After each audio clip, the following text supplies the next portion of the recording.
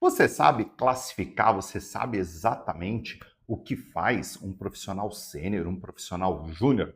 Bom, eu sou Wilson Rios, consultor em gestão empresarial e especialista em desenvolvimento humano e quero falar hoje com vocês a parte 2 da estrutura de cargos e salários, falando de papéis e responsabilidades das carreiras profissionais. Bom, vamos entender. Como a gente falou na parte 1, a gente falou muito dos níveis gerenciais, coordenadores, diretores, enfim. Se você não assistiu esse vídeo, já deixo um convite para você fazer então essa pesquisa e ver o que realmente diferencia um gerente, coordenador, supervisor, diretor, enfim. Aqui nós vamos entender o que é um papel de um auxiliar, de um assistente, de um profissional júnior, pleno e sênior, né? Analista, um operador de máquina, enfim. Porque muitas vezes eu vejo que profissionais de RH, no momento de implantação de cargos e salários, acabam realmente se perdendo nesse processo. Classifica isso muito mais numa questão de experiência, de know-how do profissional. E quando nós falamos de cargos e salários, nós estamos falando dos cargos e não das pessoas. Então a gente precisa entender o que realmente faz esses profissionais estarem esses cargos demandarem uma qualificação júnior, pleno ou sênior. Então vamos começar com auxiliar. O auxiliar é um cargo de entrada na função, é normalmente uma pessoa sem experiência e ela vai fazer serviços muito básicos, muito simples, com uma supervisão, com uma orientação ali muito próxima, que não necessariamente precisa de ser de um supervisor, pode ser dos profissionais mais sêniores ali do setor. Então, quando a gente fala do administrativo, essa pessoa vai fazer arquivo, digitalização, lançamentos de informações numa planilha ou num sistema. Então, trabalhos muito básicos, repetitivos, enfim. Numa área de produção, vai fazer a organização ali do ambiente de trabalho, movimentação ali de matéria-prima, de peças, vai auxiliar os profissionais ali numa execução de um trabalho.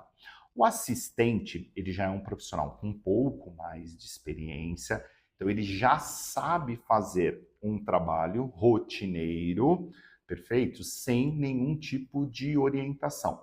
Falando do mundo aqui do RH, é muito comum a gente ver assistentes de RH que cuidam do ponto, ou seja, ele já é um profissional que sabe operar todo ali o processo do ponto. Então ele sabe entrar no sistema, sabe fazer a alocação das marcações, corrigir, fazer um lançamento ali de esquecimento, de um lançamento de atestados, enfim, fazer apuração das quantidades de horas de absenteísmo, de hora extra.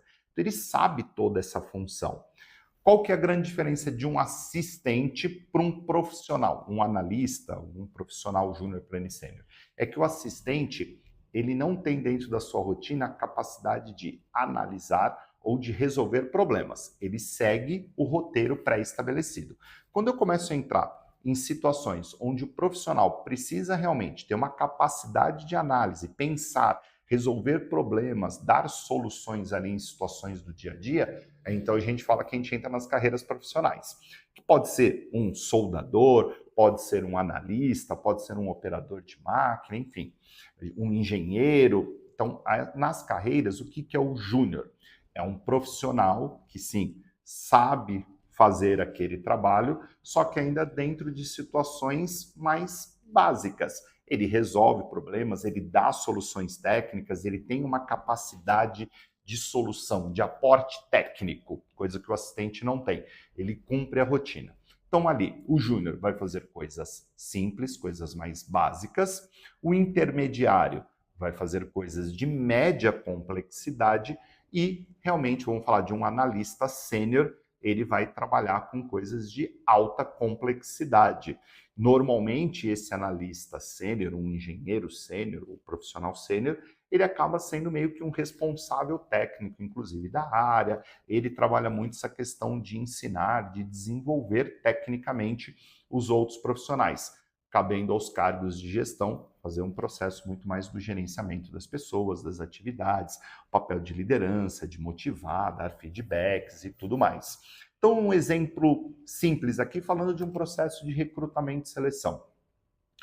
Um selecionador júnior, ele vai fazer cargos operacionais. As entrevistas são mais simples, os testes são mais básicos, então ele tem uma atividade que requer um conhecimento básico ali para fazer essa função. Quando a gente fala de um selecionador pleno, normalmente são pessoas que já fazem processos de recrutamento e seleção de cargos administrativos, de cargos técnicos, como por exemplo engenheiros, um técnico de manutenção, que requer realmente uma técnica de entrevista mais apurada, que requer realmente um conhecimento mais ali da função, realmente até numa aplicação de testes, condução de dinâmicas e coisas desse tipo. Quando eu falo de um selecionador sênior, são selecionadores que trabalham com processos de headhunter, entrevistas e conduções de processos aí de alta liderança, diretoria, né, cargos executivos. Então, é isso que diferencia realmente essa questão do que é um júnior pleno e sênior. É a complexidade do trabalho. Quanto know-how, quanto processo mental eu acabo tendo na execução dessas atividades. E isso está ligado à demanda de atividade e não à questão da pessoa. Se eu tenho uma pessoa super capacitada para fazer um trabalho simples, o cargo vai ser um cargo júnior, por mais que essa pessoa seja altamente capacitada. Por isso que esse encontro do cargo, o salário e a pessoa é realmente um processo extremamente estratégico dentro do RH, certo?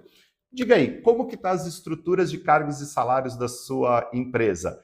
Eles realmente estão equilibrados dessa forma ou está muito mais ligado à prática da pessoa? Me conta aqui nos comentários e até o nosso próximo vídeo.